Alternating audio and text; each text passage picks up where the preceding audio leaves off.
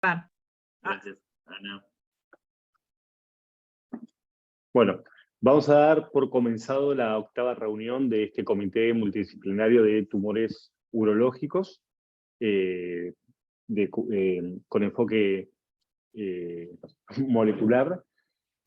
Matías va a ser el encargado de comentar algunos casos y la idea sería que los que quieran participar, hacer preguntas, las pueden ir haciendo en el chat y cuando se acaba la presentación pueden ir haciéndolas presencialmente. ¿Está? Presencialmente no, pero pueden abrir el micrófono y hacer las preguntas. Le dejo a Matías, porque evidentemente hoy estoy trabado. Hola, buenas tardes a todos. Bueno, vamos a iniciar entonces el comité de hoy. Como primer caso, voy a presentar un paciente de 40 años de edad que, como antecedentes, había sido solamente operado de varicocele 10 años atrás y sí presentaba, como dato interesante, antecedentes heredofamiliares. Tenía una hermana y una prima hermana que habían tenido cáncer de mama y por rama paterna no tenía antecedentes oncológicos. En este contexto, el paciente consulta urología por una tumoración testicular derecha. Al examen físico, el paciente presentaba una tumoración, una induración, perdón, en la cara anterior de 2 centímetros de uropetria. A eso se le solicita una ecografía Doppler para caracterizar dicha lesión y se veía una lesión sólida con flujo Doppler positivo que podemos ver en la imagen. Es así que se decide una orquiectomía radical derecha por vía inguinal que se realiza el 26 de octubre del 18. Esta es la pieza de anatomía patológica. Podemos ver que el paciente presentaba un carcinoma embrionario. Tenía también presente neoplasia intratubular de células germinales y carcinoma embrionario intratubular. El tumor estaba limitado al testículo, el margen del cordón espermático estaba libre, tenía invasión linfovascular presente y bueno, no se habían remitido ganglios linfáticos. En este contexto, la estadificación de este paciente es un T2. Luego de la cirugía, se le piden, para poder enmarcar al paciente y poder estadificarlo, se le pidieron marcadores tumorales que eran negativos posquirúrgicos y una tomografía posoperatoria que no veía signos de enfermedad metastásica. Obviamente imperaba por los antecedentes que el paciente presentaba desde el punto de vista heredofamiliar, estudiar un poco más y poder ver si tenía algún gen de predisposición genética. Y se realiza una secuenciación completa BRCA1 y 2 y se detecta una mutación deleteria en BRCA1 a la cual va a hacer referencia después, al finalizar el caso, Heidi. Entonces, se discute el caso en comité multidisciplinario. Es un paciente que como característica relevante presentaba una mutación de BRCA1 y tenía un diagnóstico actual de un cáncer de testículo estadio 1, carcinoma embrionario con invasión linfovascular presente. Sabemos nosotros que esto reviste una gran importancia, porque estos pacientes tienen aproximadamente un 50% de riesgo de recaída. Sabemos nosotros que aquellos tumores no seminomatosos, estadio 1 de alto riesgo como nuestro paciente, la estrategia indicada o preferida es realizar un ciclo de BEP adyuvante. Ahora, esto también sabemos que el paciente, si bien tiene alto riesgo de recaída, también tiene un 50% de haberse curado con la cirugía y nosotros lo estamos exponiendo a potenciales toxicidades por la quimioterapia. Obviamente sabemos que la exposición al etopósido, sabemos que es la droga que mayor riesgo de segundas neoplasias trae en el futuro. Y además teníamos un paciente que había manifestado no querer realizar quimioterapia. ¿Hay alguno ahí que quiera hacer algún comentario de cómo seguiría con el caso? Porque un poco el planteo es, como acaba de presentar Matías, es un paciente con un seminoma con un tumor no seminoma con alto riesgo de recaída por dar todos los criterios de alto riesgo. Entonces, lo estándar en este caso, sin duda, sería hacer quimioterapia adyuvante. Obviamente, el etopósido genera riesgo de leucemias a largo plazo, pero habitualmente una carga mayor que un etopósido. Pero el contexto de tener un síndrome de BRCA, uno piensa que tal vez le puede dar más riesgo de tener leucemias en el futuro, pero no hay evidencia incontrastable con esto, ¿no? Entonces es bastante discutible qué es lo que hay que hacer. Vos, Mati, ¿qué hubieses hecho en este caso? Más allá de qué se hizo en el caso, ¿no? Que conocés, vos qué lo hubieses hecho en tu consultorio, en la práctica habitual. Yo creo que en mi experiencia hubiese tal vez sido más insistente en ofrecerle la adyuvancia al paciente. Obviamente también es, o sea, menor experiencia probablemente que vos, pero creo que ante un paciente con 50% de riesgo de recaída, yo le hubiese indicado la adyuvancia. Ok, perfecto.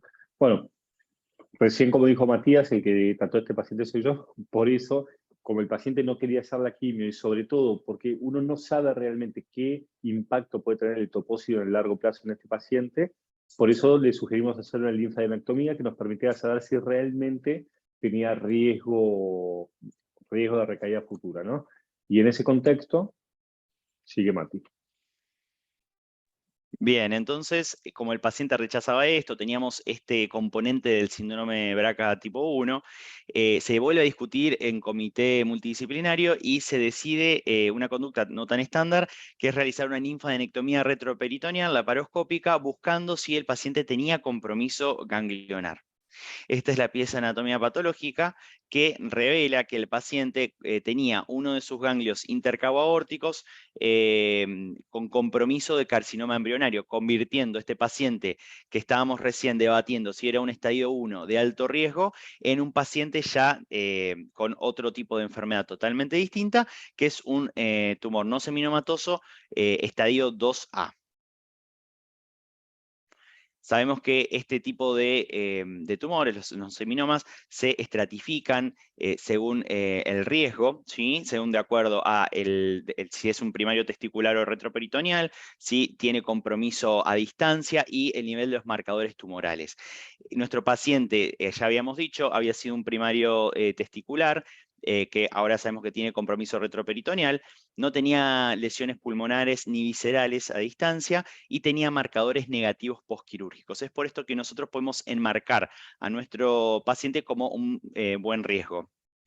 Sabemos que este sistema de estratificación de riesgo fue recientemente actualizado, ¿sí? En un trabajo que lo validó con 13.684 pacientes, de los cuales 12.179 fueron elegibles, y que tanto para seminoma con 2.451 pacientes y no seminomas con 9.728 pacientes, esta actualización de la estratificación del riesgo permitió optimizar los pronósticos y nuestro paciente que entraría dentro de la categoría de buen riesgo tiene una sobrevida global a 5 años del 96% y una sobrevida libre de progresión a 5 años del 90%.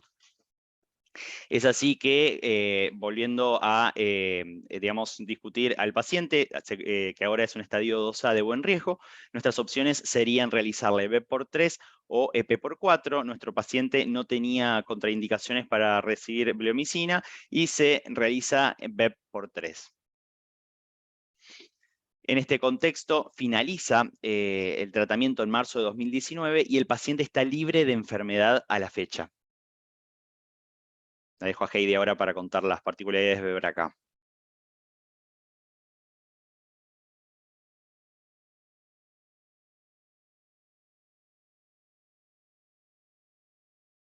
Heidi, no se te escucha, ¿eh? Ay, disculpe, estaba muteada. No hay problema. Bueno, Perdón, hay Sí. una pregunta ahí. A ver, Pablo. Tengo una pregunta. En este paciente, o sea, antes del diagnóstico por la linfadenectomía, que vos tenías un estadio 1 y estabas planteando el hecho de una posible recaída en un 50% de los pacientes. De haber una recaída, o sea, de entrar en ese 50% de los pacientes y que vos le hicieses tratamiento en ese momento, ¿qué chances de curación tenés? Mira, las chances de curación son las mismas, ¿sí? La probabilidad de curación de un tumor no seminoma que recayó es más o menos un 97-96%, es altamente probable que lo cures. La discusión es que si vos le haces quimioterapia en adyuvancia, le haces un solo ciclo, en cambio si le haces quimioterapia por tratamiento por enfermedad recaída, termina teniendo 3 ciclos de quimioterapia con mayor toxicidad acumulada futura. Y en este paciente particular con más exposición en letopósito, ¿no? Perfecto. Ok, gracias. No, gracias, Pablo. Heidi, perdón, te dejamos. No, perfecto, no hay problema. Bueno, la mutación que se detectó en este paciente, una mutación germinal que se había detectado en un estudio anterior, es una mutación que se presenta en el gen BRCA1. Es una deleción de 2 nucleótidos en el transcripto, en el RNA mensajero, en el CDNA, en la posición C.68, y que corresponde al exón 2 de este gen. Y esta mutación da lugar a que haya el efecto de esta mutación es un frame shift, es un corrimiento del marco de lectura que genera en el codón 17 un codón de parada de la síntesis de la proteína.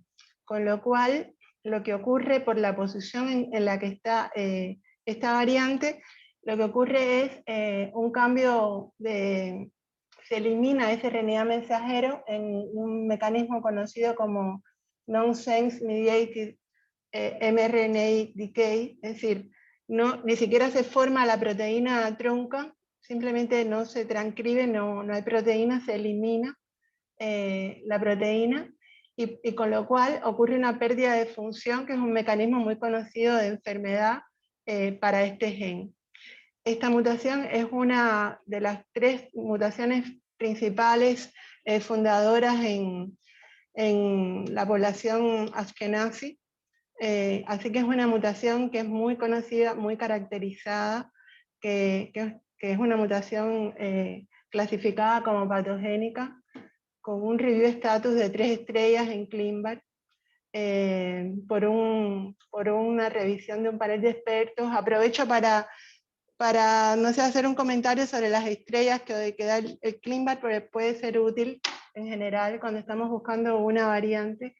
Y es que en la clasificación de ClinVar primero no hace una curación ni modifica la clasificación que le da a la persona que envía a la base de datos la variante. Cuando uno ve un review status de una estrella, es generalmente porque hay un envío y porque además hay opiniones contradictorias con diferente clasificación. Y 2 estrellas es cuando hay múltiples envíos y no hay contradicciones, ¿no? 3 estrellas es un panel de expertos que apoya esa clasificación. 4 estrellas es cuando están las guías.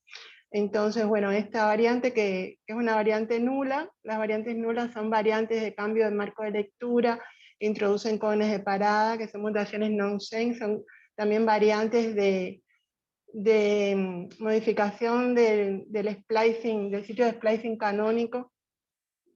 Todas estas mutaciones se consideran mutaciones nulas, son mutaciones que generalmente son patogénicas, y además se comprueba que las variantes están presentes en muy baja frecuencia alélica en bases de datos, controles poblacionales, así que no cabe duda que hay una pérdida de función, y el mecanismo de herencia de este gen es un gen autosómico dominante.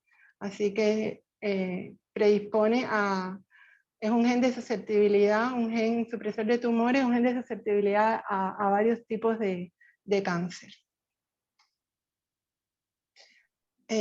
La próxima, si quieres.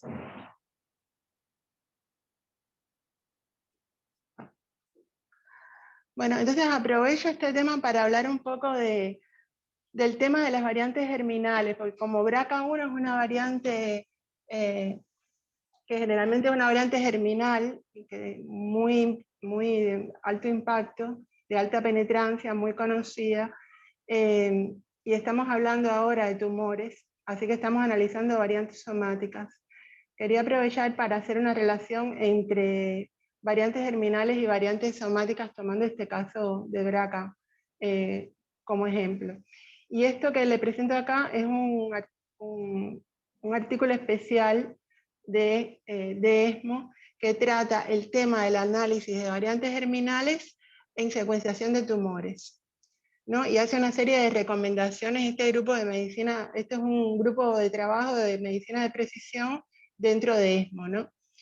Y entonces, bueno, da una serie de recomendaciones, que las recomendaciones están dirigidas a cómo vamos a manejar las variantes que son germinales cuando analizamos un tumor, porque hoy en día sabemos que se está haciendo paneles muy extendidos para hacer el profiling de los tumores, y generalmente se encuentran variantes, y la duda está si la variante es de origen germinal o la variante somática.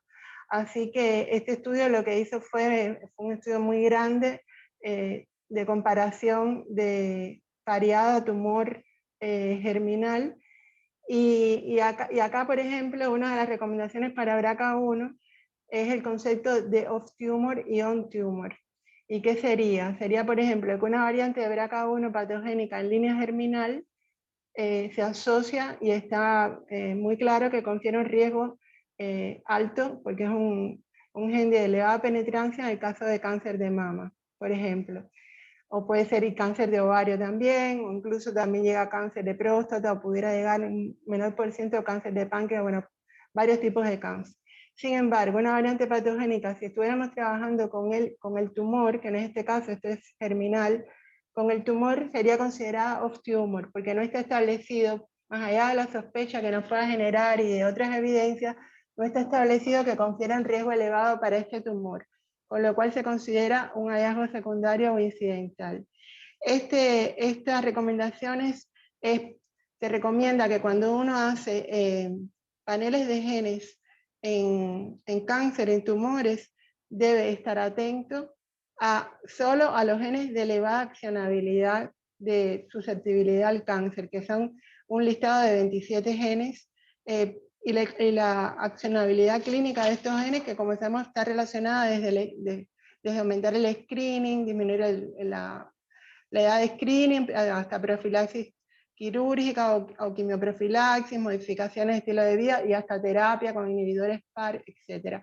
Así que el llamado es a que haya un seguimiento y un tema también de asesoramiento genético cuando se detectan estas variantes tumorales. ¿Te puedo hacer una consulta, Heidi? Sí, cómo no. Esto de que uno considera que el cáncer de testículo es off-tumor porque no está dentro de los tumores asociados al síndrome BRCA, ¿sí? Esto también no tiene que ver con la frecuencia, con la prevalencia del cáncer de testículo en general, y que por ahí no es que no esté molecularmente, en este caso, asociado al síndrome BRCA, sino que no está descrito porque, como no es tan prevalente, todavía no se pueda demostrar que poblacionalmente hay mayor riesgo de tener cáncer de testículo teniendo BRCA que no teniéndolo.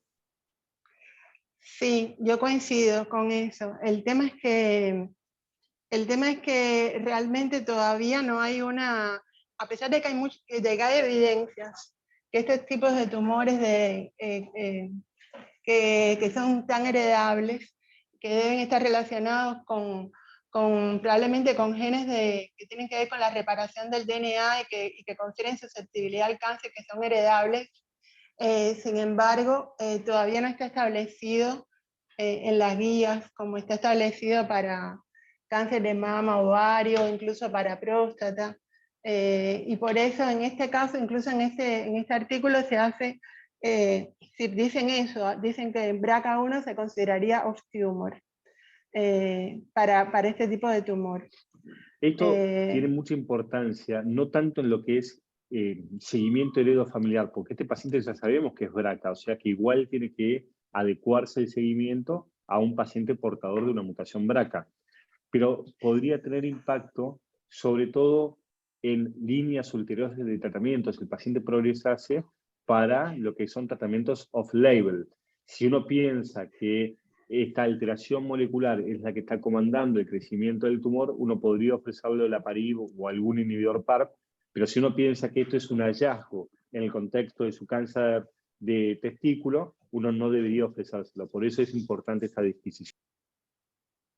Claro, claro, sí. Efectivamente. Lo ideal sería poder hacer una secuenciación del tumor, para saber si hay alguna otra cosa también, alguna variante interesante que se describe en tumor, o ver si se encuentra esa variante de BRCA en el tumor. Pero sí, podría, si off-label, no sé si podría probablemente beneficiarse quizás de inhibidores PARP, de un olaparib, no sé. Pero sí, claro que es importante, muy importante. Es un debate. Por eso yo quería hablar de ese tema, ¿no? Porque Sí, está en una perfecto. frontera ahí difusa, sí, sí. Perdón, siendo una variante germinal, si yo analizo las células tumorales, ¿es probable que no esté la variante, o sea, que no esté en las células tumorales esa variante? Sí, sí, la variante sí es Seguramente driver. esté. Sí, si la variante fuera el driver que originó y que está condicionando la progresión del tumor, las variantes germinales deben estar también en el tumor. Perdón, pero por más que no sea la que generó el tumor, o sea, por tener todas las células del paciente esa mutación, la célula tumoral en sí tendría que tener esa mutación, por más que no sea el driver del tumor, ¿o no? Sí, No sí, siempre, sí. porque si no le da No, una ventaja competitiva en cuanto al crecimiento tumoral, que probablemente tener un BRCA mutado se lo dé, pero si no le da una variable, una característica de mayor competitividad para el crecimiento de la célula tumoral, por ahí se subseleccionan clones que no tienen BRCA mutado. Entonces eso habría que verlo, Pablo. No, me parece que no es tan lineal que porque estén el resto de las células necesariamente tiene que ¿Y de estar dónde el tumor. saldrían esas células con el BRCA no mutado? El tema, les puedo, una pequeña Sí. digresión del tema. Sí, El tema, sí. No. Bueno, el problema es que cuando se trabaja con tumor, bueno, depende del contenido de células tumorales con que se trabaje. No es lo mismo tener un 80% del DNA extraído a partir de células tumorales, porque generalmente el tumor viene acompañado de tejido sano. Y a veces el porciento del tumor es bajo con relación al tejido que es wild type, que no es propiamente del tumor. Eso por una parte. Así que hay que ver bien eso, y eso se ve reflejado en la frecuencia alélica, en la que se ve subclones tumorales, pero iba a otra cosa además. Pero además, además la secuenciación, cuando se hace a partir de muestras que son incluidas en parafina, el DNA sufre mucho y el DNA se rompe debido a que hay un crosslinking con la fijación, con el formol y con todo lo que se requiere en el tratamiento químico para la parafina. Y entonces, a veces levantar de DNA de parafina es muy complicado cuando es muy simple a partir de DNA genómico germinal obtenido de leucocitos. Con lo cual hay variantes que se pueden perder, pero no porque no estén presentes, sino porque es un DNA de mala calidad. Así que lo ideal es hacer un análisis pareado tumor germinal. Lo que casi nunca, muchas veces no es posible, es más costoso, y entonces el tema es elegir cuando el material es malo, el germinal o el tumoral. Esa hay una diapo que se ve. Dependiendo del tipo de celular, tenemos más posibilidades de verlo en germinal o no. Pero la pregunta de Pablo me parece más genérica en este sentido, que si uno tiene un paciente portador de BRCA germinal, ¿puede tener un tumor no BRCA mutado? Eso es lo que preguntó Pablo específicamente. Está claro que puede ser que el BRCA alterado no sea la causa del tumor y que sea un off-tumor como vimos hoy, pero ¿puede ser que el tumor tenga el BRCA no mutado? Es que nunca vamos a tener 100% del tumor solamente, vamos a tener tejidos sanos generalmente. Está bien, pero Heidi, en este caso el tejido... ¿no? La pregunta es, si vos crees que el tumor tiene... Bueno, normalmente hay una heterogeneidad clonal en el tumor. que hace que uno pueda tener unas células mutadas y otras células no mutadas, porque no es el 100%, sino que son clones. Porque en realidad hay muchas variantes, hay pérdida de heterocigosidad, hay variantes, y es como que que el tejido tumoral se comporta de una forma muy heterogénea. Y entonces sí, puede ser que haya clones, células que son todas derivadas de una misma célula, mutadas, pero haya parte del tumor que no tenga, porque no es el 100%, sino que tenga otras alteraciones, otras aberraciones. Sí. Normalmente uno encuentra, por ejemplo, el porciento de frecuencia alélica de una mutación en un tumor puede ser del 30%, del 20%. Raramente llega al 50%. Cuando llega al 50%, uno sospecha que es de origen germinal. Claro, por eso, Sí. o sea, eso estamos hablando de mutaciones somáticas. Cuando yo hablo de mutación germinal, hablo de una mutación que está en absolutamente todas las células del paciente. Después que esa mutación lleve al tumor o no, que ese tumor tenga un desarrollo, o sea, on tumor, como dicen, o sea, eso no cambia el hecho de que todas las células van a tener esa mutación. Porque si no estamos pensando que se genera un tumor de una de esas células y que esa generación de ese tumor logra reparar una mutación que venía trayendo el paciente de por sí. Sí, desde luego, si la variante germinal va a estar como está en todas las células, debe estar en el tumor y debe estar probablemente en una frecuencia alélica del 50%, como ocurre cuando es heterocigota. Y si llegara a ser muy amplia, puede ser superior al 50% también, por supuesto. Pero en definitiva, Pablo, nunca es el 100%. Entonces, eso te permite que vos tengas algunos clones que puedan no tener ese BRCA mutado. Sí. No lo convencimos, Heidi. Igual me voy a leer. Bueno, no sé si tengo la siguiente. ¿Es para mí o la siguiente lámina? Ah, sí. Bueno, y esto es de este mismo trabajo. Para que vean este estudio que se hizo, qué interesante, lo que está marcado en azul son variantes germinales, lo que está marcado en rojo somáticas, ¿no? Entonces se estudiaron en los tumores para evaluar la posibilidad de que una variante en un tumor fuera germinal o no. Y miren cómo varía de acuerdo al gen. Por ejemplo, en BRCA1, si nos ubicamos en BRCA1, la posibilidad de que sea germinal una variante patogénica o probablemente patogénica que detectemos en un tumor es mayor del 80%. Sin embargo, por ejemplo, en PTEN o en TCS1 la probabilidad de que sea germinal es muy baja. Acá se ven los genes de alta penetrancia, entonces lo que normalmente se trabaja con los tumores para encontrar en la secuenciación de los tumores variantes, no para encontrar, eso hay que confirmarlo después germinal, pero para abogar acerca de si es germinal o no, es enriquecer las mutaciones, el análisis en mutaciones germinales, restringiendo las variantes, la frecuencia alélica de la variante, en el caso de cuando son SNVs, variantes single nucleotide, de un simple nucleótido, con una frecuencia alélica por encima del 30%. O en el 20% en inserciones y deleciones. Es un tema de sensibilidad de la secuenciación NGS. Porque se supone que por encima del 30 y por encima del 20, según sea el tipo de mutación, es más probable que sean germinales y menos probable que sean somáticas.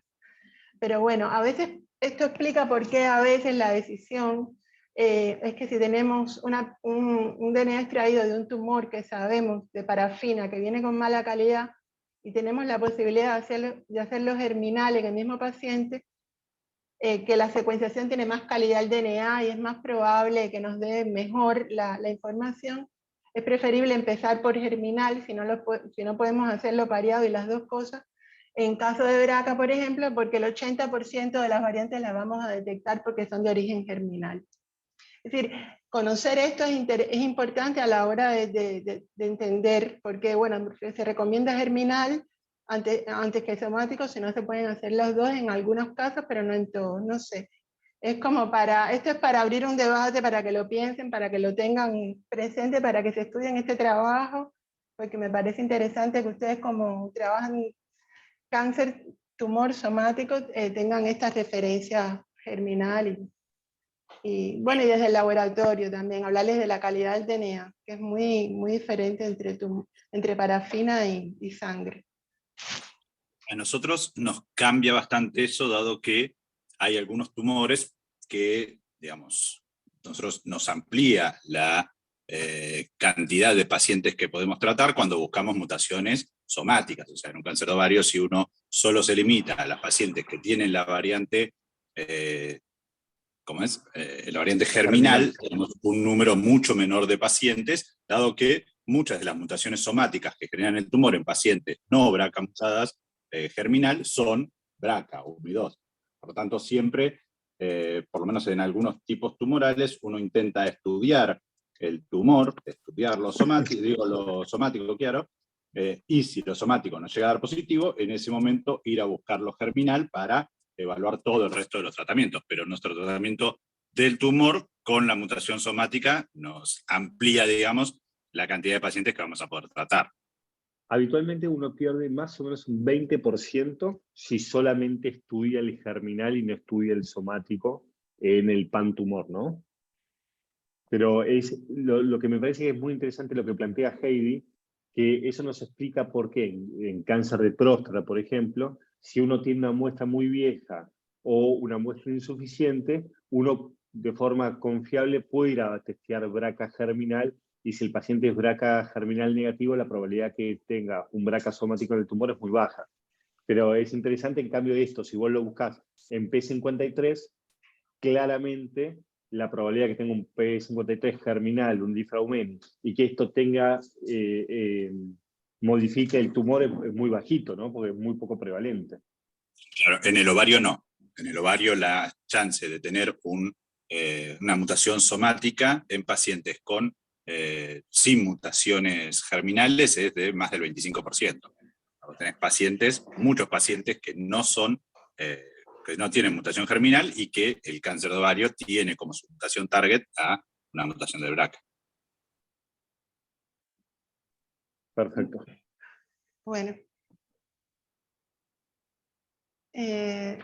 Sí. Acá, ¿no? Continúo. Sí. Bueno, no, esto es hablando de las bases genéticas de los tumores germinales testiculares, ¿no? Una revisión de la literatura.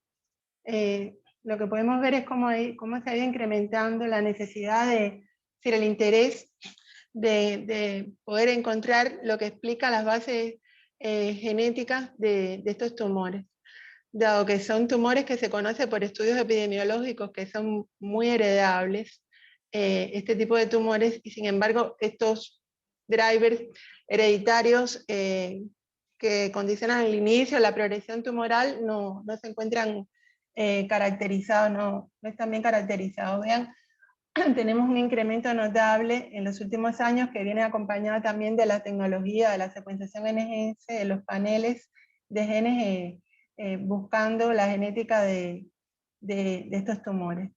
Entonces, ¿por qué motivo aún no están identificados? Bueno, se especula que la oncogénesis es compleja, que las mutaciones accionables no son frecuentes, que los tumores son heterogéneos desde el punto de vista molecular e histológico, pero sí han aparecido un número de trabajos que buscan identificar estos genes que deben estar relacionados con susceptibilidad, herencia al cáncer, y que puedan ayudar al manejo de los tumores, a predecir la resistencia a la quimioterapia, y buscar cuáles son las firmas moleculares que determinan la biología de estos tumores.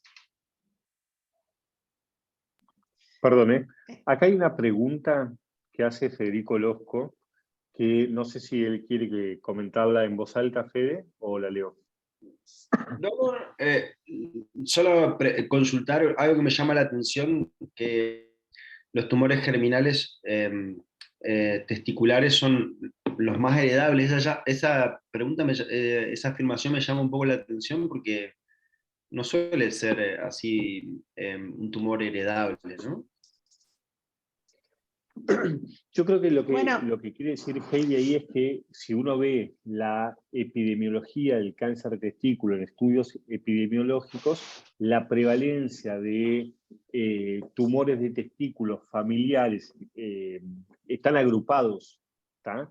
Por más que no se conozca por completo el mecanismo de esa herencia, y que me parece que tiene que ver con esto, Fede, lo que decía. ¿No, Heidi? Es que la verdad es que yo no trabajo con esto, y lo que he leído para preparar esto es que lo dice, lo he leído en muchos trabajos muy serios que hablan así, que es muy heredable. Porque La por verdad otro es que lado, la sí, prevalencia de cáncer de testículo en gemelos, por ejemplo, es bastante alta. Tiene que ver con eso. Por más que es verdad, Fede, no es de los tumores que nosotros usualmente asociemos a síndromes genéticos.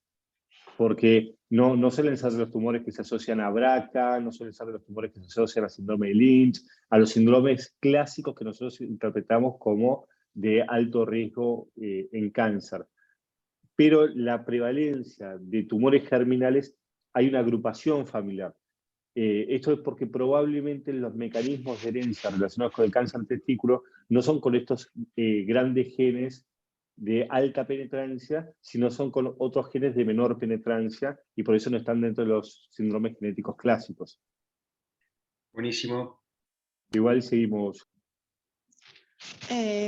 sí, no sé si la próxima me corresponde. Sé que, por ejemplo, se han identificado, sí, acá viene, se han identificado, se están buscando, hay muchos estudios buscando entender las bases genéticas para explicar estos tumores, y lo que sé es que se han identificado, están buscando a nivel de microRNAs, a nivel de polimorfismos de SNP de muy baja penetrancia, han visto en metilación de promotores, se han encontrado muchas variantes patogénicas de NRAS, de KRAS, de KIT, y hay toda una búsqueda en los genes que tienen que ver con la reparación del DNA.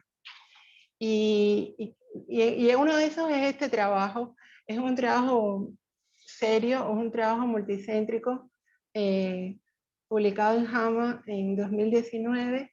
Es un trabajo de gran escala en la cual se asociaron, se intentó asociar en un grupo de individuos que fueron como 2.000, son 27.000 controles de ancestría, y detectaron en 205 hombres tumores germinales. Y estos son los resultados de este estudio, en el cual se encontró que llamaba la atención una variante variantes de CHEK2 que constituyeron alrededor del 36% de las variantes patogénicas que se encontraron en diferentes genes. Como ustedes ven acá, se estudiaron diferentes genes, que son todos genes relacionados con la reparación del DNA, y se encontraron variantes patogénicas en todos estos genes, ¿no? Y las variantes fueron, sobre todo variantes de impacto, variantes nulas, variantes friendship, variantes de splicing, de aceptor donador, de introducción de codones de parada, y algunas variantes mixense en estos genes que aparecen acá, BAR1, BRCA1, CHEK2, como ven, ¿no? PMC2, todos genes que están relacionados con la reparación del DNA. Y lo que llama la atención es cómo las variantes de CHEK2 se posicionan como las variantes más frecuentes. Acá a la izquierda lo que ven es cuando se ve el análisis del score del ratio de la probabilidad de las variantes, como algunas de ellas son variantes con mayor score, incluyendo estas variantes de CHEK2. Un trabajo muy interesante. Acá se ve, ¿no? Se ve claramente en este gráfico que el 36% de las variantes, 8 de las 22 variantes, 8 eran variantes patogénicas de CHEK2. Así que bueno, CHEK2 también es un gen que se considera de moderada penetrancia. Por ejemplo, en mama, Mama y mama, páncreas. y en páncreas, sí, y en páncreas, cierto. Y en mama se considera un gen que puede aumentar hasta el 25% de riesgo de cáncer de mama a lo largo de la vida, con un aumento entre el 2 y el 3% de riesgo relativo. Así que se considera un gen de mediana penetrancia para mama y ovario, para síndrome de mama y ovario. Y es muy interesante porque también es cierto que en páncreas hay una variante específica que está muy relacionada. Acá incluso hubieron en este trabajo que era una variante fundadora en una población de CHEK2 que había un aumento de este tipo de tumores. Así que también los invito a que si quieren puedan buscar ese trabajo y mirarlo. Y la siguiente, bueno, y acá en ese mismo trabajo de las variantes de este estudio de JAMA, lo que hay es que se integran todos los resultados, como ustedes ven, desde el subtipo tumoral y histológico, de si es seminova o no, los estadios, la historia familiar, bueno, todo lo que aparece a la izquierda, ¿no? Con las variantes, cómo se relacionan cada variante, si es mutada, si es wild type, y la prevalencia de estas variantes patogénicas de líneas germinales en estos tumores. El próximo. Bueno, este es un trabajo que me lo facilitó Matías, me lo pasó, que ustedes vieron que es un trabajo que se presentó en ASCO, también en el mismo sentido. Este es uno de los trabajos que dice que los tumores son muy heredables, de varios que los leí. Heidi, si querés ahora lo discutimos.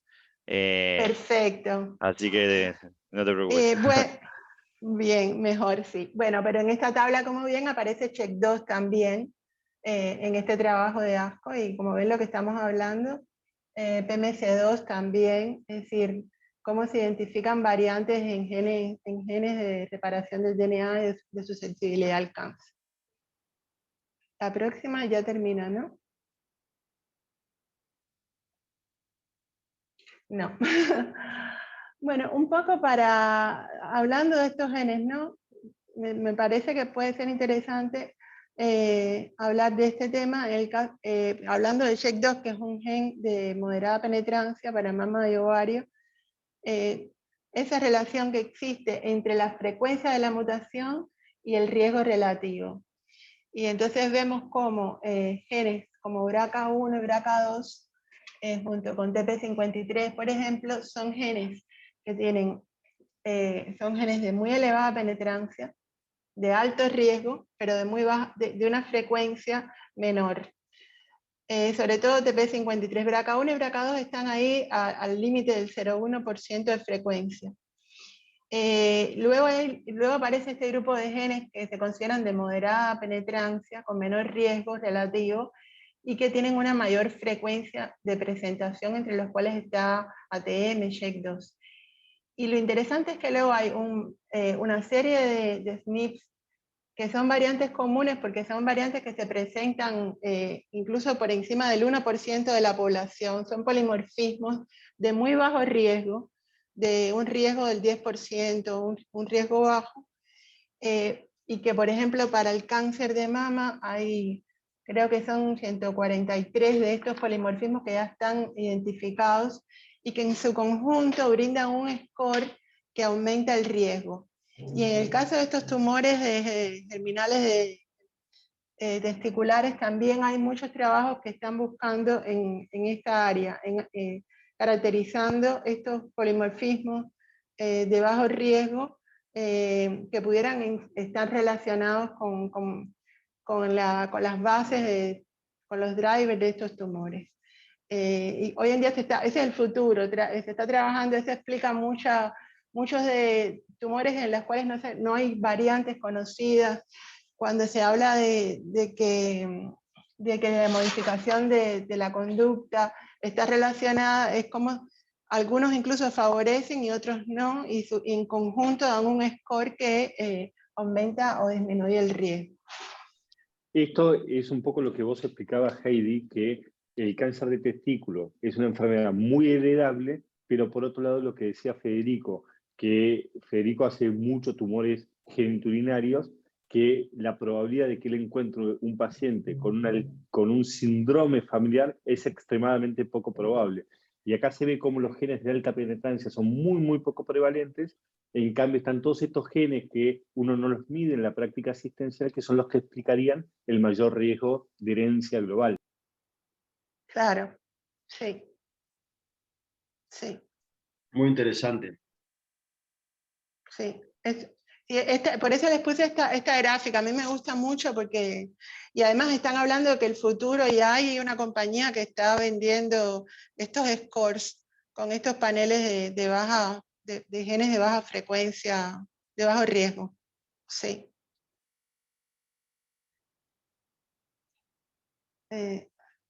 Bueno, y esto es en general todo lo que, en esto lo que podemos ver es todo lo que está relacionado con los genes, con todas las vías que están de los genes de reparación, donde vemos, por ejemplo, el tipo de mutación, que es de simple cadena, doble cadena de DNA, el tipo de daño, después la vía de reparación y las enzimas que están involucradas. Eso es como de manera general. Todo esto podría estar relacionado, y ahí vemos, por ejemplo, lo que es la vía de la recombinación homóloga o no homóloga, y los genes que están relacionados, BRCA1 y BRCA2, están relacionados, por supuesto, con la vía de reparación por recombinación homóloga. Después tenemos la reparación por mismatch que conocemos, las diferentes vías, enzimas que están relacionadas, todo como para verlo todo en su conjunto, todos los tipos de daño del DNA y las vías y enzimas que están involucradas. Próxima. Y bueno, esto es hablando un poco de cómo interactúan a nivel ya de mecanismo molecular.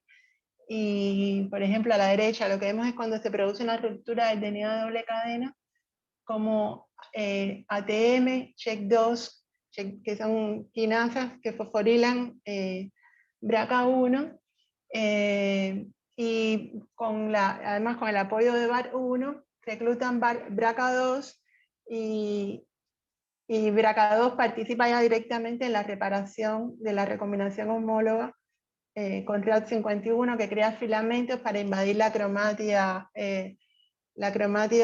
hermana homóloga, y a partir de ahí se produce la reparación por esa recombinación, como se ve a la izquierda, ¿no? Los dos tipos, la vía de recombinación homóloga y la vía no homóloga, cómo están involucradas todas estas proteínas.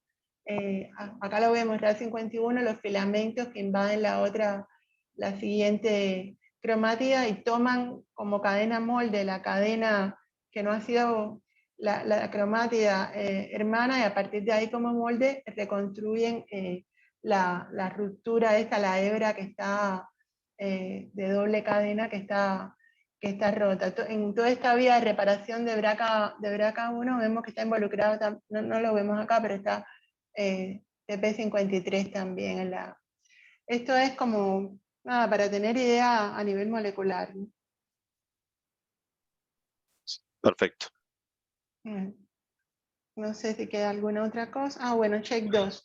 Aquí está más claro. ATM, tanto para P53 como para CHEK2, fosforila, activa CHEK2, y a partir de ahí, CHEK2 también participa en la vía de P53, y es una proteína que tiene que ver, su efecto está en detener, igual que P53, el ciclo celular.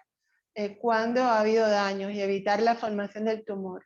En la mitosis, en el ciclo celular, en la fase G2, CHEK2 lo que hace no es propiamente como BRCA1, no es para reparar el DNA, sino que lo que hace es detener el ciclo celular, y puede que para permitir que se repare, o simplemente inducir a la apoptosis cuando ha ocurrido un daño en el DNA. Y bueno, es un gen de moderada penetrancia. Checkpoint. Perfecto. Bien, bueno, genial, la verdad que clarísimo. Bueno, y cerrando un poquito la parte clínica del primer caso, recordemos que el paciente bueno, tenía un síndrome de BRCA1 y esto en lo que son recomendaciones, o sea, muchas veces tenemos más claras las recomendaciones en este tipo de mutaciones en las mujeres, pero en cuanto al riesgo de cáncer de próstata, paciente está, digamos, igualado, por ejemplo, a un afroamericano, ¿sí? Con lo cual se le recomienda a partir de entre los 45 y los 75 años un dosaje de PSA y un tacto rectal, un tacto prostático, perdón. Y si esto es normal, se sugiere repetirlo a intervalos de 2 a 4 años. A su vez también sabemos que estos pacientes tienen aumentado el riesgo de cáncer de mama, con lo cual este paciente en cuestión y digamos, cualquiera con una mutación germinal debería ser educado en el autoexamen mamario y en un control clínico al menos anual.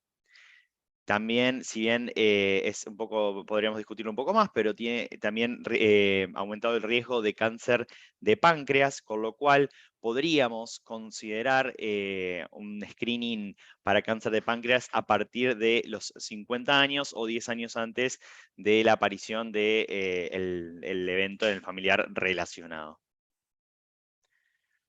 Bien, eso entonces un poco para cerrar nuestro primer caso. Pasando al segundo caso, un paciente de 26 años de edad, sin antecedentes de relevancia, sí con antecedentes heredofamiliares. El paciente tenía por rama paterna a su padre con cáncer de próstata, su tío abuelo con un cáncer de pulmón pero tabaquista, su tía abuela paterna con un cáncer de mama a los 40 años y su tío paterno con cáncer de próstata como su padre. El paciente en noviembre del 2020 comenzó con dolor testicular izquierdo, lo que lo lleva a consultar, le dan tratamiento sintomático, lo derivan al urólogo para un control general. Se realiza una ecografía en ese momento que le informaban en el testículo izquierdo una imagen pseudonodular intratesticular con aumento del flujo y se decide controlar. Esto no sé si han visto, pero muchas veces cuando el paciente tiene dolor, se subestima el diagnóstico de cáncer de testículo con este concepto de que si duele no es cáncer de testículo.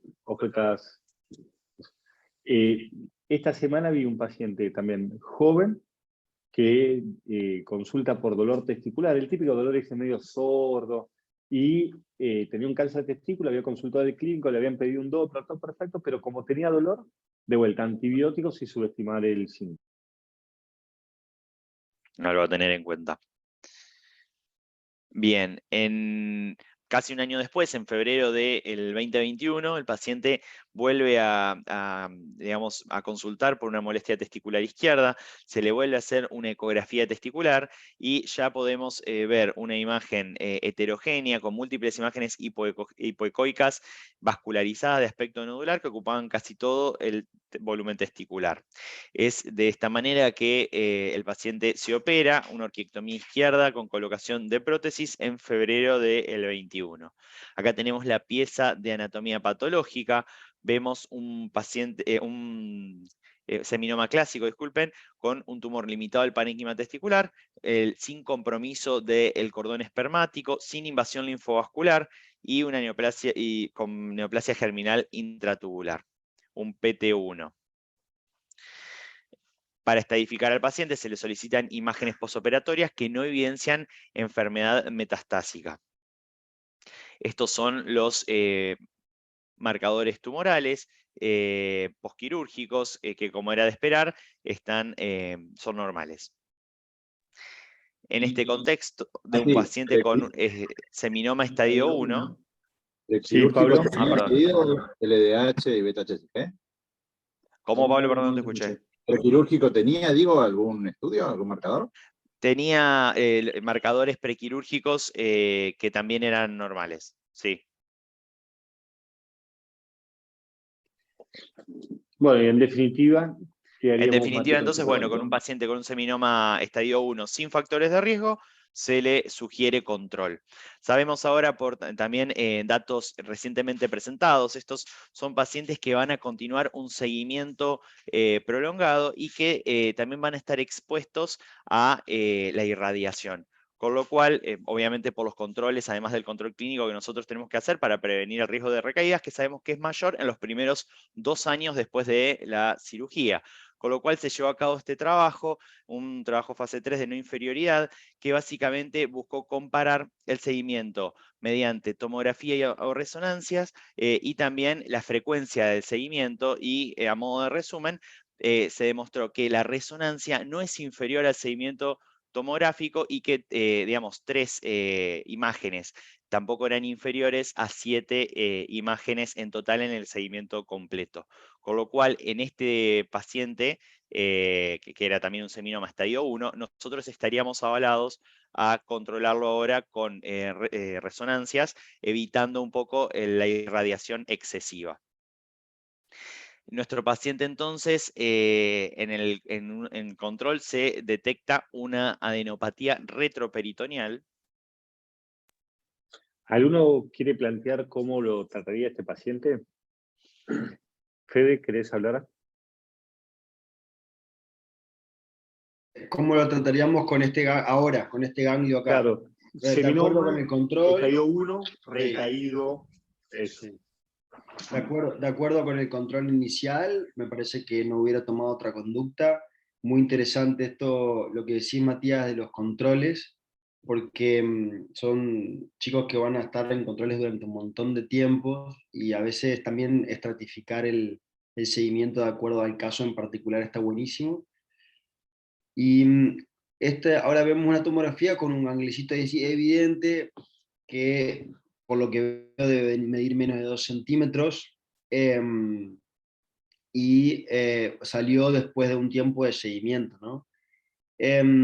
Creo que le pidieron un PET porque ya te fuiste a la otra diapositiva y el PET captaba, pero la verdad personalmente suelo ser muy cauto con las lesiones ganglionares menores a 2 centímetros en seminomas puros, ¿no? Para no subirme al tren del tratamiento y hacer quimioterapia y demás. Sí estuvo bien, si querés pasar la otra, pues ya la vi, pero estuvo bien que creo que hayan repensado esto, a ver si esto captaba el PET, ¿no? Y claramente es bien evidente. Entonces, ante esta situación, una recaída retroperitoneal con un nódulo menor a 2 centímetros, en un seminoma puro, las opciones son o la quimioterapia o la radioterapia. O sea, la radioterapia es una opción, la radioterapia del retroperitoneo con dosis relativamente bajas de rayos, cubriendo la parte del mismo tumor también, del mismo lado del tumor también inguinal, ilíaco, perdón, o la quimioterapia, y después no sé si podrás hablar ya hay algunos trials de desescalamiento, ¿no? de quimio. Pero creo que los rayos hubieran sido quizás la primera opción que hubiera optado.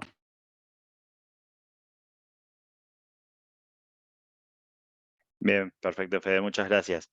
Este paciente, bueno, en cuestión también fue discutido y se le solicita el PET para caracterizar esta lesión y se procede a hacer una linfadenectomía retroperitoneal.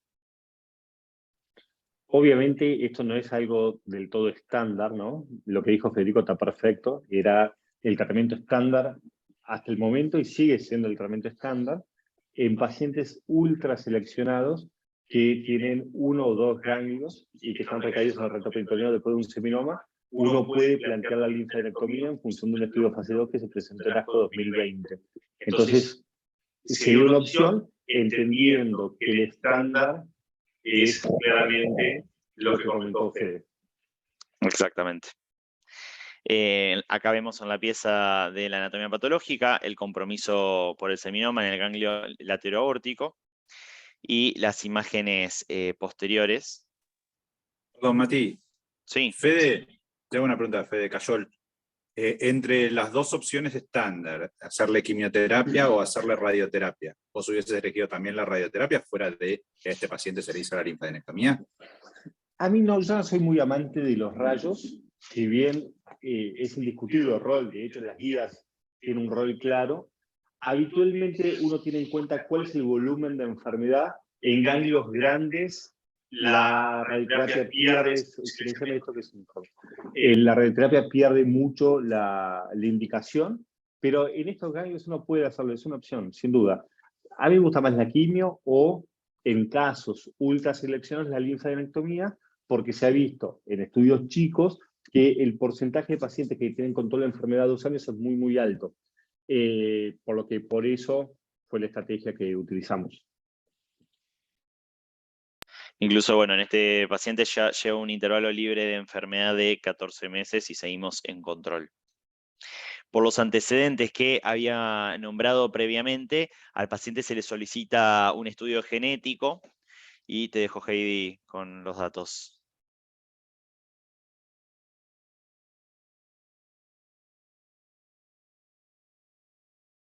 Heidi, no sé si estás muteada, porque no se escucha. Hola, sí. El paciente se encontró una variante de significado incierto en el gen CHEK2. Esa variante es una variante intrónica que se ve, una variante que está 5 nucleótidos, está 5 nucleótidos upstream del aceptor de splicing, está donde se ve que está marcada la barra en rojo en esa región, en el segundo intrón, y esta variante, la cual es una variante de cambio de nucleótido de T por A, pero menos 5 de la posición CD320, es decir, por eso está intrónica, ¿no? Y esta variante se clasifica como variante de significado incierto porque hay elementos contrapuestos en la clasificación. Por ejemplo, en ClinVar hay interpretaciones conflictivas. Esto es lo que yo le decía de una estrella, 2 estrellas. En este caso sería una estrella porque tiene interpretaciones conflictivas, porque esta variante ha sido encontrada y clasificada como de significado incierto por 7, digamos, instituciones o grupos de trabajo que han enviado esta variante con esta clasificación. 2 lo han clasificado como benigna y 7 como probablemente benigna. Así que está en ese rango de benigna o de significado incierto. Los criterios para clasificar esta variante como variante BUS o de significado incierto son, por ejemplo, que con herramientas computacionales se predice que hay un cierto impacto en el sitio efector canónico de splicing.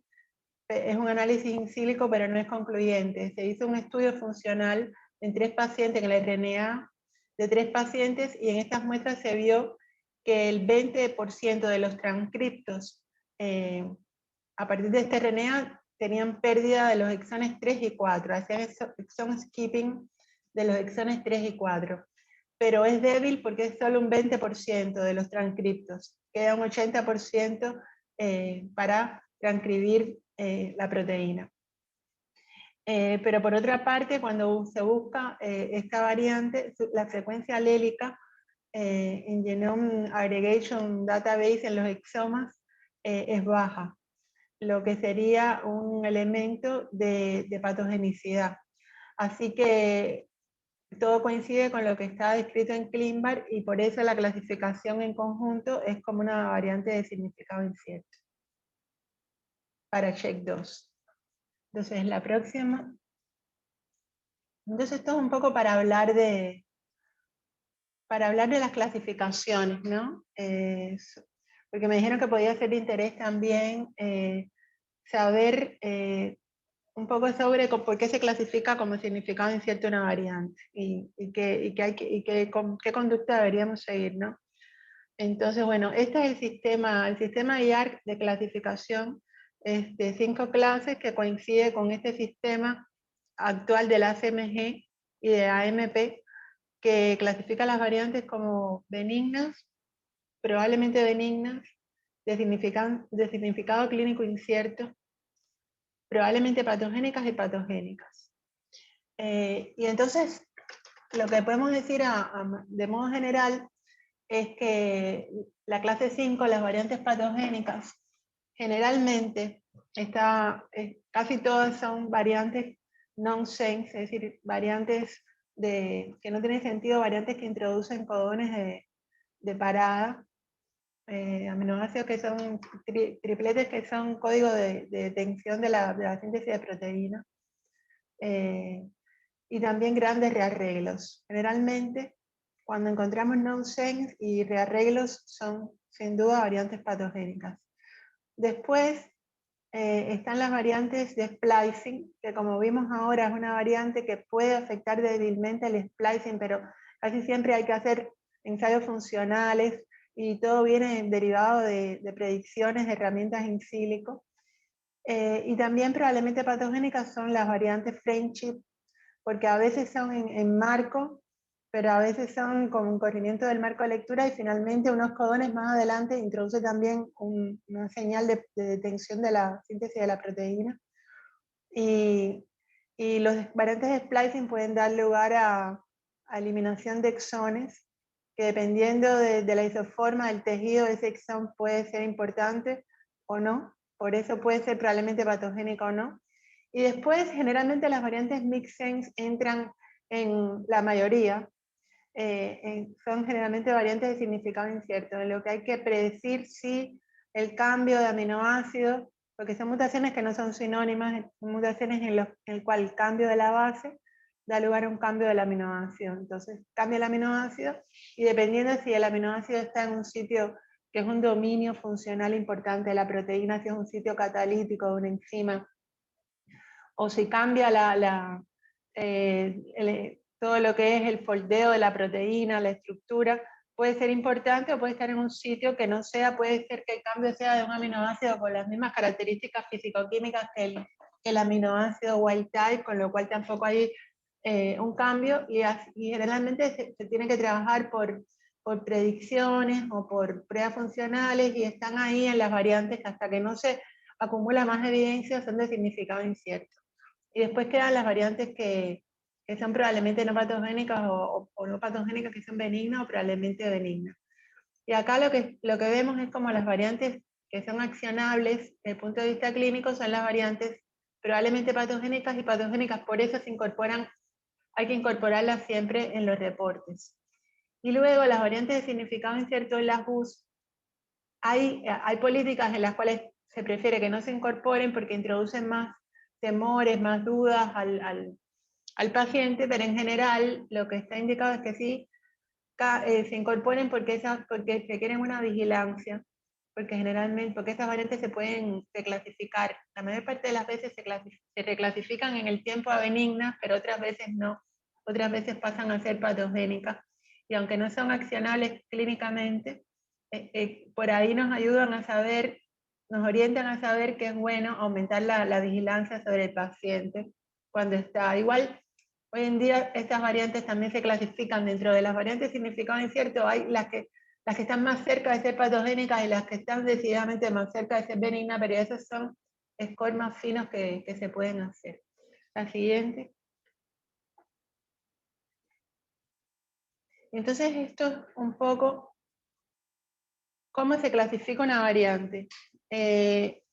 Para esto se establecieron guías, y continuamente se están introduciendo modificaciones en las cuales se trabaja con diferentes criterios, y hay un sistema de score. Las guías originales son del año 2015, por grupos de trabajo del American College of Medical Genetics and Genomics y de la Asociación de Patología Molecular, que sacaron estas guías para armonizar. Todo esto tiene atrás una estadística bayesiana en la cual se asignan estos puntajes.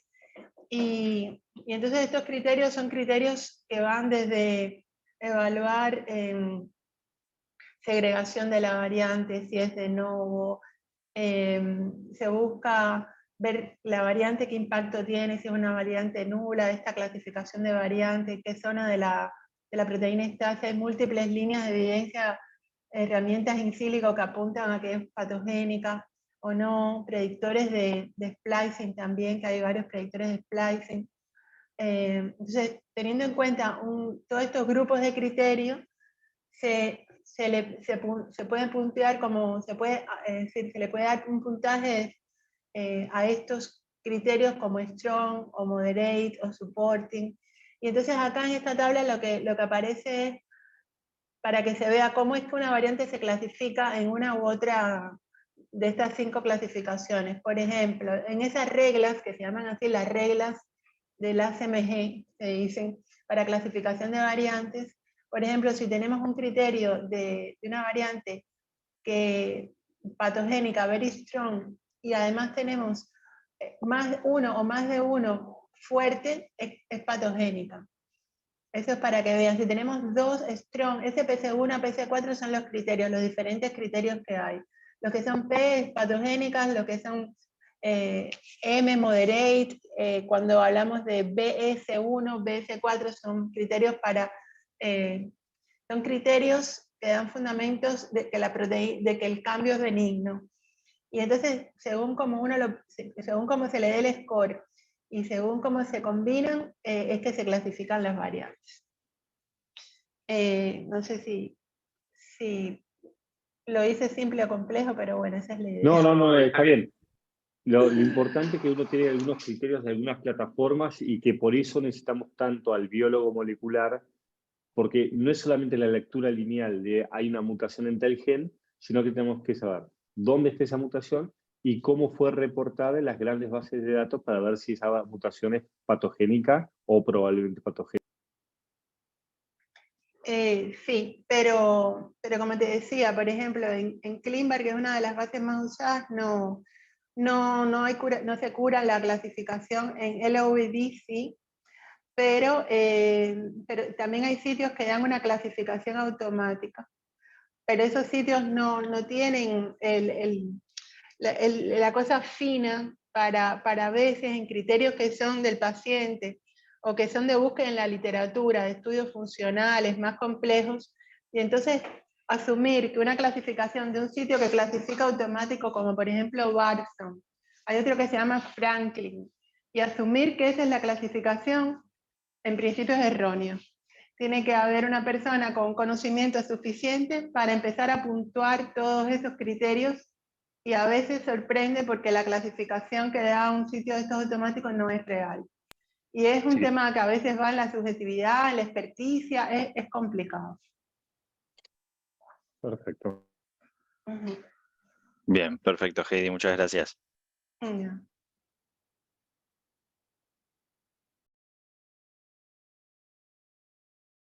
Y nuestro tercer caso, un paciente de 23 años de edad, sin antecedentes de relevancia y tampoco sin antecedentes familiares, que comienza en 2019 con un cuadro de dolor abdominal e intolerancia a la vía oral, intercurriendo con un cuadro de suboclusión intestinal, por lo que es internado en La Rioja, donde es oriundo el paciente.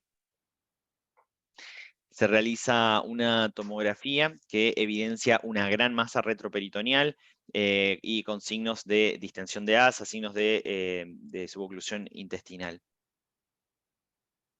En este contexto, al paciente se le realiza una punción en La Rioja que evidencia una neoplasia indiferenciada con una sospecha de un tumor redondo celular del abdomen, y en ese contexto es derivado a este centro para manejo.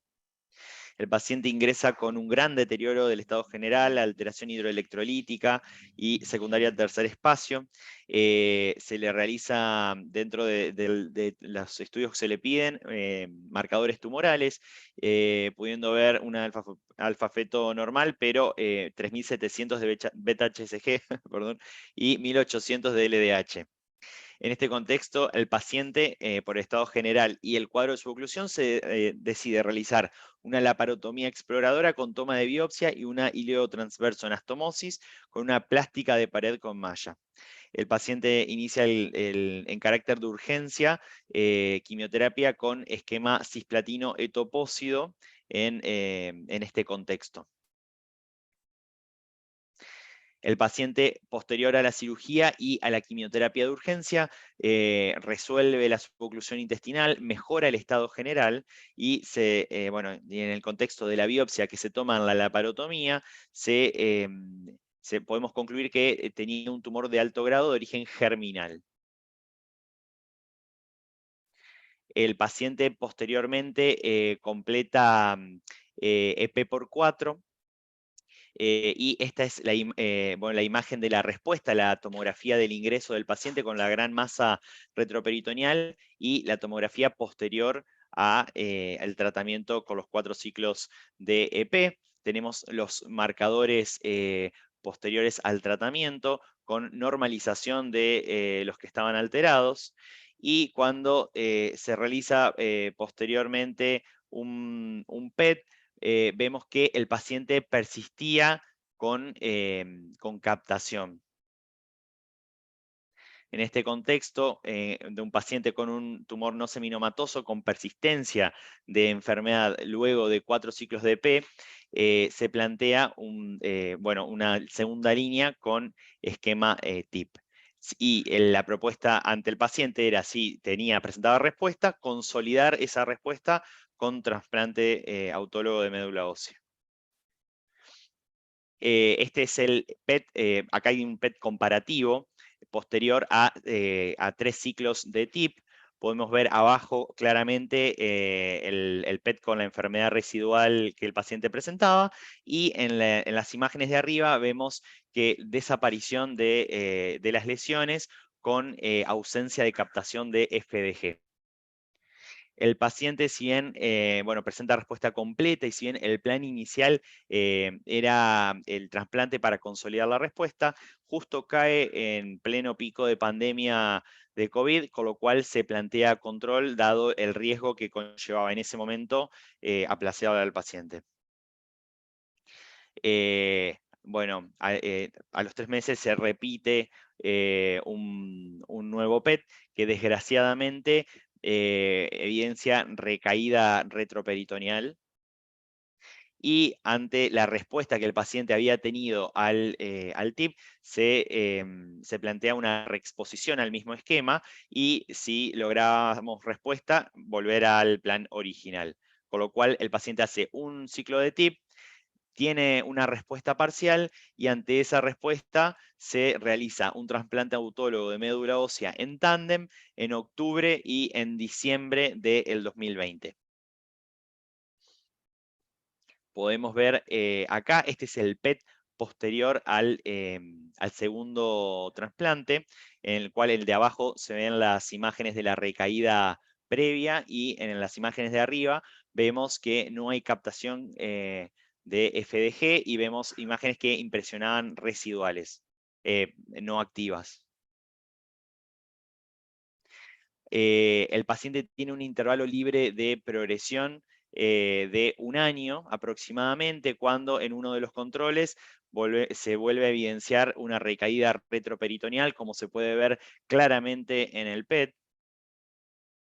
Y tenemos ahora un paciente con un tumor no seminomatoso recaído a tercera línea de quimioterapia con consolidación de trasplante autólogo, con lo cual se plantea una 4ª línea con esquema GEMOX. Sabemos que esto obviamente es aún un nicho con necesidades insatisfechas, es un esquema que tiene una tasa de respuesta objetiva del 31%, pero bueno, el paciente en este momento se encuentra haciendo este tratamiento ante el paciente joven con el volumen de enfermedad y un buen estado general residual. Se intentó ampliar un poco más la información, y se solicitó un estudio genético, se solicitó secuenciación de genes BRCA1 y 2, y bueno, el paciente no presentó variantes patogénicas.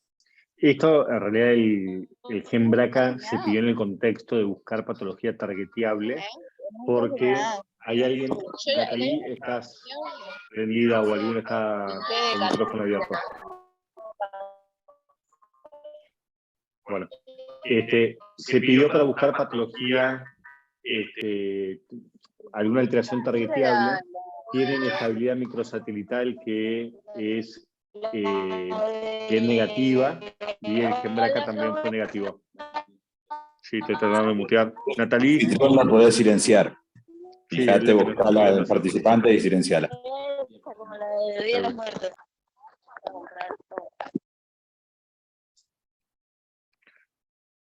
Bueno, igual sí, Mati.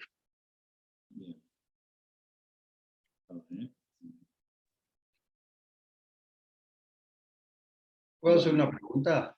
Sí, obvio.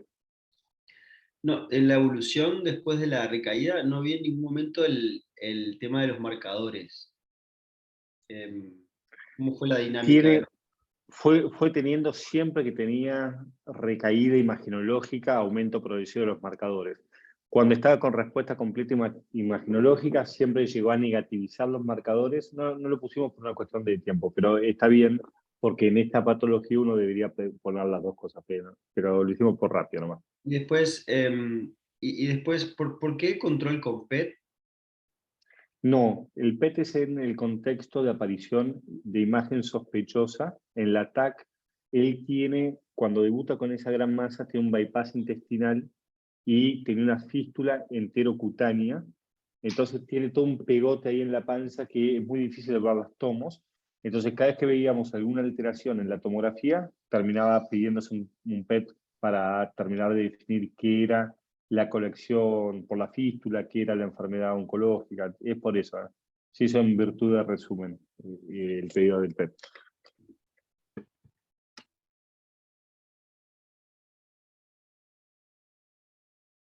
Bueno, y como para cerrar un poco de marco en este contexto, sabemos que los tumores germinales representan aproximadamente el 1% de las neoplasias, su incidencia es creciente y que tienen una alta tasa de curación, ya que son altamente sensibles a los tratamientos, a quimio y los seminomas a la radioterapia, pero que un 5% aproximadamente van a adquirir resistencia al tratamiento. Bueno, este es un trabajo que es un poco lo que había presentado inicialmente la tablita Heidi, que se presentó en ASCO de este año, el doctor Hong Trong, en la sesión de abstract orales, y que buscaba un poco definir la genética germinal de los tumores de células germinales y qué implicancias tenía el testeo genético y su consecuente manejo clínico. El objetivo era determinar la prevalencia de las variantes germinales patogénicas o probablemente patogénicas en genes de predisposición al cáncer en hombres con tumores germinales e identificar factores clínicos y patológicos asociados a la presencia de estas variantes patogénicas o probablemente patogénicas. En este contexto, se toma una cohorte de 477 pacientes masculinos, obviamente, del Sloan Kettering Memorial, que habían entrado en una iniciativa de secuenciación desde 2015 hasta 2020. Se toman estos 477 pacientes con tumores germinales, de los cuales el 15% eran mediastinales y el 85% eran primarios testiculares. A esta secuenciación, esta información que se contaba de estos pacientes, se buscan los genes, se evalúan los genes accionables clínicamente asociados a síndromes de herencia ligados al cáncer, y se buscó las digamos, variantes patogénicas o probablemente patogénicas. También se buscó establecer si existían factores asociados cuando se detectaban variantes patogénicas, ya sea, por ejemplo, localización tumoral, si era un primario testicular o mediastinal, si esto estaba vinculado, la aparición de variantes, a si era seminoma o no seminoma, si el hecho de tener antecedentes familiares o personales influían en la presencia de dichas variantes. Esta es la tabla 1 de este trabajo retrospectivo. Vemos que la mediana de edad de la cohorte era de 30 años, con un intervalo intercuartil de 24 a 39. El 81% eran tumores no seminoma. La gran mayoría, el 93%, eran tumores avanzados, de los cuales 48% eran de riesgo favorable, 15% de riesgo intermedio y 37% eran de pobre riesgo. 6% de los pacientes tenían antecedentes familiares, y dentro del grupo de los tumores, de los primarios testiculares, un 4% tenían enfermedad bilateral. Lo que podemos ver en esta corte retrospectiva, que un 11% de los pacientes se detectaron variantes, digamos, variantes patogénicas, que vemos que dentro de estas variables patogénicas hay un 2% que presenta alta penetrancia, y un 3% que presenta moderada penetrancia. Sí, era de recalcar que los pacientes con primarios mediastinales eran los que tenían mayor frecuencia de variantes patogénicas o probablemente patogénicas, con un 21% versus un 10%, con una P significativa, y esto lo podemos ver en la tabla esta que está acá abajo. Los que están en naranja son los primarios mediastinales, y vemos que son los que tienen mayor frecuencia de variantes patogénicas o probablemente patogénicas, comparado con los azules, que son los que están los primarios testiculares. Y vemos que dentro de estas variantes patogénicas o probablemente patogénicas, casi un 75% de los genes son genes relacionados a la reparación del ADN. En cuanto a los antecedentes familiares y la histología, no se asociaron a la presencia de variantes patogénicas o probablemente patogénicas, ni tampoco la enfermedad testicular bilateral. Bueno, este es el cuadro que habíamos visto hoy temprano, que volvemos a ver un poco lo mismo, que estos son los genes que están ligados, la mayoría, a la reparación del ADN, y son los que se encontraron asociados a los tumores germinales, todos variantes germinales, y principalmente tumores mediastinales. Y bueno, podemos ver obviamente que muchos de ellos conforman síndromes de cáncer hereditario, con lo cual esto implica tiene una implicancia a la hora del consejo genético y el riesgo para cada uno de estos pacientes. Obviamente es una serie retrospectiva, institucional, tiene también el sesgo de que son todos tumores avanzados, y que una cosa que es importante resaltar es que había un porcentaje importante de pacientes que tenían ascendencia judía ashkenazí, y que eso obviamente es un sesgo importante por lo que todos entienden.